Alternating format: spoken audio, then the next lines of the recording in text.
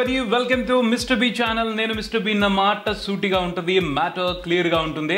Other language సినిమాల రివ్యూల గురించి నేను మాట్లాడదాం అనుకుంటున్నాను. మీలో కూడా చాలా మంది అడిగారు. ఇక్కడి నుంచి మొదలు పెడుతున్నాను. First cinema don't breathe.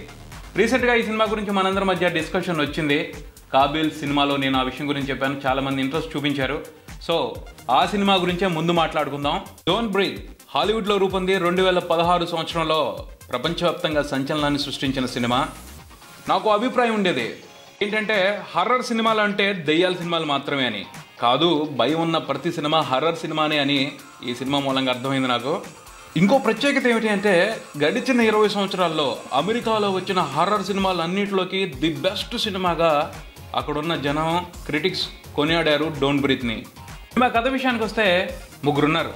ఒక అమ్మాయి, ఇద్దరు అబ్బాయిలు కలిసి దొంగతనాలు చేస్తూ ఉంటారు. ముగ్గురికి ఎవరి అవసరాలు వాళ్ళకున్నాయి, కానీ అమ్మాయి అవసరాలు మాత్రం మనకు కాస్త జాలి కలిగిస్తాయి. వాళ్ళు చేస్తున్న దొంగతనాల మూలంగా వాళ్ళ అవసరాలు తీరట్లా, ఏదైనా మంచి అవకాశం కోసం చూస్తున్నారు. ఆ తరుణంలోనే వారికి ఓ ఇన్ఫర్మేషన్ తెలిసింది. ఓ రిటైర్డ్ ఆర్మీ పర్సన్ ఉన్నాడు, అతని దగ్గర అతని ఇంట్లో కొంచెం డబ్బు ఉంది, దాన్ని కొట్టేయాలని ప్లాన్ చేస్తారు. రెక్కీ చేస్తే అతను బ్లైండ్ పర్సన్ అని తెలుస్తుంది, ఇంకా ఈజీ కొట్టేయచ్చు అని రంగంలోకి దిగుతారు. ఆ బ్లైండ్ పర్సన్ ఇంట్లోకి ఎంటర్ అవుతారు. వాళ్ళు వెళ్ళింది ఇంట్లోకి కాదు, సాలెగూడులోకి అని తర్వాత అర్థమవుద్ది. చిక్కుకుపోతారు, విలవిల్లాడిపోతారు. అంతలా వారిని ఆ బ్లైండ్ పర్సన్ ఏం చేశాడు, ఆ ఇంట్లో ఏం జరిగింది అన్నదే సినిమా కథ. విశ్లేషణ విషయానికి వస్తే, డోంట్ బ్రీత్ సినిమా కథలో దాచిపెట్టే సస్పెన్స్ ఏమీ లేదు. ట్రైలర్ చూస్తే సినిమా వ్యవహారం ఏమిటో ఇట్టే అర్థమైపోద్ది. హాలీవుడ్ సినిమాల గురించి నాకు నచ్చే విషయం కూడా ఇదే. కథకు సంబంధించి ఓ క్లారిటీ ఇచ్చేసి, రండి మేము దాన్ని ఎలా చేసామో చూపిస్తాం అని పిలిచి గేమ్ ఆడిచ్చి బయటికి పంపిస్తారు. నిజంగా ఓపెన్ ఛాలెంజ్ చేసి జనాల్ని మెప్పిస్తున్నారు. గ్రేట్. ఆ తర్వాత నాకు ఈ సినిమా ఓ ప్రత్యేకమైన అనుభూతినిచ్చిందనే చెప్పాలి. ప్రతి సినిమాకి ట్రైలర్ కూడా ఎంత ఇంపార్టెంటో ఈ సినిమాతో అర్థమైంది నాకు. ట్రైలర్ చూసినప్పుడు ఓ ఐడియా వచ్చింది, సినిమా ఇలా ఉంటుంది అని. అంటే అర్థమవుతుంది, ఆ బ్లైండ్ పర్సన్ వీళ్ళందరినీ మామూలుగా వేటాడ్డు అని. వీళ్ళు ముగ్గురు అతని ఇంట్లో దొంగతనం చేయాలని డిసైడ్ అయిన దగ్గర నుంచి కూడా ఓ చిన్న భయం మొదలవుద్ది మనసులో. ట్రైలర్లో ఆల్రెడీ చూస్తున్నాం, ఆ ఎఫెక్ట్ ఇక్కడ కనిపించిద్ది. వీళ్ళు కావాలని వెళ్తున్నారా బాబో కొట్టించుకోవడానికి అని.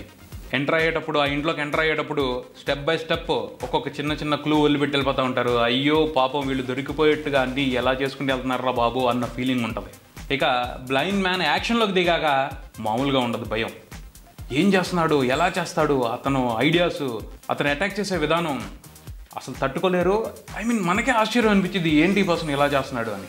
ఏమాత్రం కరుణ ఉండదు, కనపడదు కదా, జాలి కూడా లేదు. చంపి పారేస్తూ ఉంటాడు. దొరకకుండా తప్పించుకుంటా తిరగాలి. అవకాశాలు తక్కువగా ఉన్నాయి. కొన్ని వీళ్ళు పొరపాట్లు చేశారు, కొన్ని అతను పకడ్బందీగా ఉన్నాడు. అయినా సరే ప్రాణం కదా, కాపాడుకోవడానికి కష్టాలు పడుతూ ఉంటారు. ఆ ప్రాసెస్లో కొన్ని ట్విస్ట్లు, కొంత కష్టం ఫలించి కొన్నిసార్లు అతను వీళ్ళకి లొంగిపోయినట్టే అనిపిస్తాడు.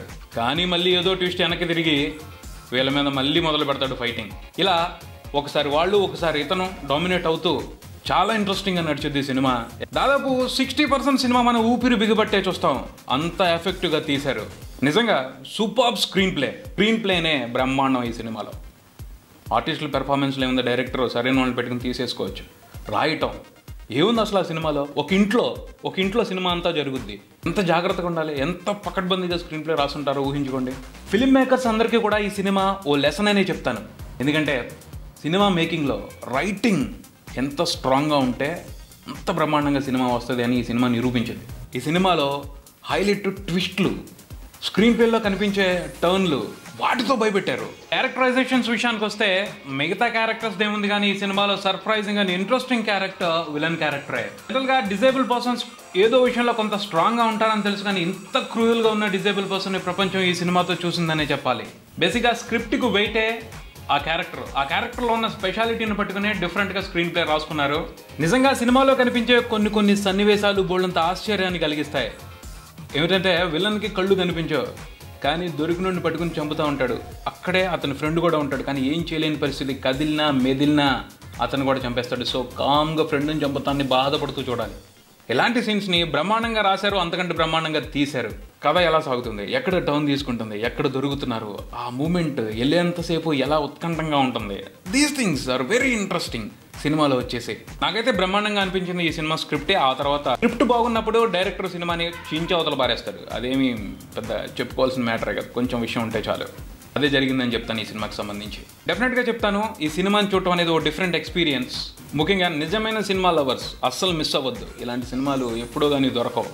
డోంట్ బ్రీత్ సినిమాకి సంబంధించి నా ఒపీనియన్ అయితే ఇది. మీరు సినిమా చూడండి. ఇంకేదైనా పాయింట్ గురించి మనం డిస్కస్ చేసుకుందాం అంటే కామెంట్స్ చేయండి, మాట్లాడుకుందాం. మిస్టర్ బి ఛానల్ని సబ్స్క్రైబ్ చేయడం మర్చిపోవద్దు. మరో మంచి రివ్యూతో మళ్ళీ మీ ముందుంటాను. నేను మిస్టర్ బి. Thank you.